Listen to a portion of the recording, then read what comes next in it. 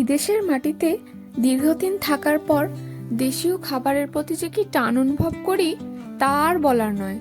রবিবার হলেই তো বাঙালির মন সকালের জলখাবারটা একটু গরম গরম কচুরি দিয়েই সারতে চায়। কিন্তু বিদেশ বিভুঁইয়ে কোথায় পাড়ার মোড়ের চপের বা কচুরির দোকান পাবো? অগত্যা নিজেরাই ভরসা। তাই মনের সুপ্ত বাসনা না দমিয়ে রবিবারের রাতের খাবার সারলাম লুচি আর ঘুগনি দিয়ে। ওইদিকে তো আমার খাদ্যরসিক বর আহ্লাদে আটখানা হয়ে বসে আছে। আমাকে ময়দা মেখে দিয়ে সে অধীর আগ্রহে বসে আছে কখন তার প্লেটে এই ফুলকো ফুলকো লুচিগুলো পড়বে। এই প্রথমবার মায়ের সাহায্য ছাড়াই আমি লুচিগুলো বানালাম।